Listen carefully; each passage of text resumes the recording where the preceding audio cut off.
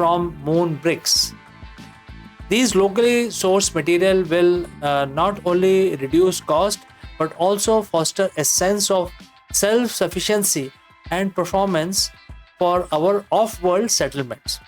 While the concept of moon bricks hold immense promise, significant challenges remains. Developing reliable and efficient automated system that can operate in the harsh lunar environment is a complex engineering undertaking. Extensive research and testing are needed to determine the optimal moon brick manufacturing techniques and the long-term durability of these material under lunar conditions. We need to understand how they withstand radiation, temperature extremes, and micrometeorite impacts over extended periods.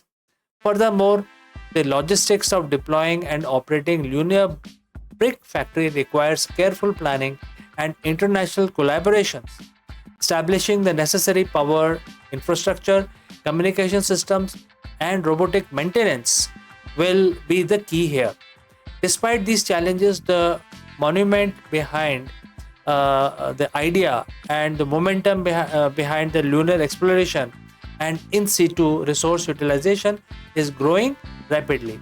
Space agencies and private companies around the world are investing heavily in research and development, pushing the boundaries of what is possible and what is not. The idea of building cities on the moon use locally sourced material is no longer a distant fantasy.